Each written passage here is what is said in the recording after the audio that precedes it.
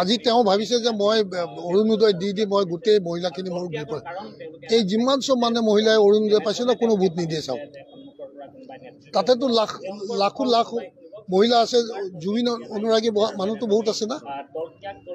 গতিকে আপুনি যে বস্তু দি পেলাই যে তেওঁ ভোট পাব যে এইটো হেৰি নহয় সেইটো চাবচোন তেওঁলোকে ক'ব অসমখনৰ আটাইতকৈ ডাঙৰ বৃহৎ জনগোষ্ঠী কোন অসমীয়া জাতিটোৰ মাজত আহোম জনগোষ্ঠীটো আছিল আৰু আহোম জনগোষ্ঠীটো 30টা 35টা 40টা চিটত সিঁচৰিত হৈ আছিল ডিচাইডিং ফেক্টৰ আছিল এই 30-40টাৰ পৰা এই আহোম জনগোষ্ঠীটো যোনপিনে যায় সেইপিনে অসমীয়া জাতিটোৰ উদ্গীৰণ হৈ আহে নহ'লে আজি কোনটো সমষ্টিত কোনোবা এটা এনেকুৱা জনগোষ্ঠী আছে নে যাৰ হাতত সমষ্টিটো সম্পূৰ্ণ অধিকাৰ আছে বুলি নাইকিয়া কৰি দিলে জনগোষ্ঠীয় কোনো এটা জনগোষ্ঠী কোনো এটা সমষ্টিৰ ওপৰত আজি অধিকাৰ নাই কোনোবাই বিচাৰিব পাৰে ক'ৰবাত টি গাৰ্ডেনৰ দুটাক দিব আহোমৰ দুটাক দিব কিন্তু জনগোষ্ঠীয় ভিত্তিত কোনো আজি টিকেট দাবীদাৰ হ'ব নোৱাৰে গোটেই জনগোষ্ঠী চব ভাঙি চুৰমাৰ কৰিলে আহোম কি হিন্দুত আছিলে আহোম কমিউনিটিটোক দুৰ্বল কৰাৰ কাৰণ কি উদ্দেশ্য কি যে তেওঁলোকক দুৰ্বল কৰি দিলে কোনো আজি তেওঁলোকৰ হাতত মানে যিটো পলিটিকেল হেৰি থাকিব লাগে সেই বস্তুটো নাইকিয়া কৰি দিলে আজি অসমীয়া ক'ত আছে কোনটো জনগোষ্ঠী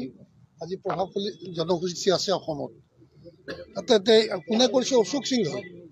তেনেকুৱা অশোক সিংহল আজি অসমৰ চাৰি যিকোনো সমষ্টিত খাৰা হ'ব পাৰে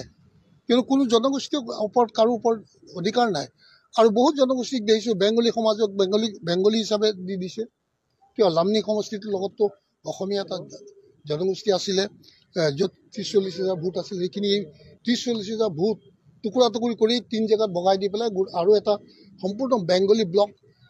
তাত লগাই দি সেইটো বেংগলী 90% 95% মেজৰিটি কৰি পেলাই কিয় বনাই দিলে ক'ত অসমীয়াক তুমি স্থান দিছা অসমীয়াকটো নিথৰুৱা কৰি গৈ আছা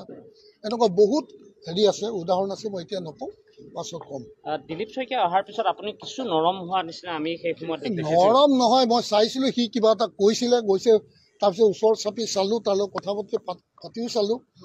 ক'ত তাৰ পাছৰ পৰা তাকতো অবজাৰ্ভ কৰি আছোঁ ক'ত তেওঁতো একোৱে পদক্ষেপ নললে যদি লৈছিলা তুমি ল'ব লাগিছিল তোমাৰ লগত আমি থাকিলোহেঁতেন নহয় তুমি কিয় ইমান মানে সাহস গোটাব নোৱাৰিলা ফাইট দিছা যেতিয়া ফাইট দিয়া সেইখিনি সাহসিকতা তোমাৰ থাকিব লাগিছিল কিন্তু সেই পুৰণি বিজেপিক আঁতৰাই বিজেপিক আঁতৰি ল'লে তেওঁলোকে আৰে তাকেতো ক'লোঁ সেইটোৱে তেওঁৰ নিজৰ ব্যক্তিত্বৰ পৰিচয় দিব না মই কি ক'ম ৰাইজেতো চাই আছে তেওঁ ক'লেই নহ'ব তেওঁক মোক ভুগি আৰু কি ভুগি আজি মোৰ কি সম্পত্তি আছে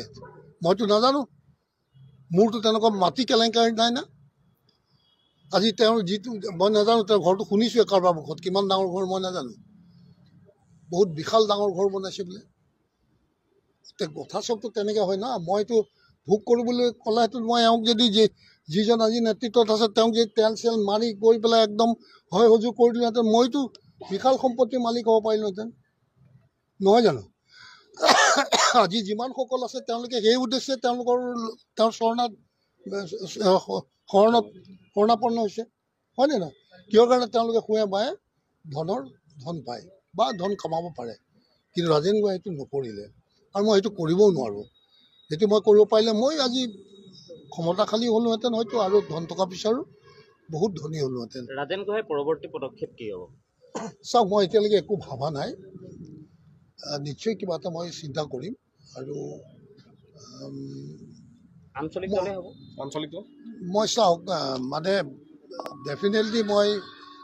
হাগ্ৰামা মহিলাক খুব ভাল পাওঁ আৰু মই এইটো ভাবোঁ যে তেওঁৱে একমাত্ৰ BPF হ'ব পাৰে নেকি আপোনাৰ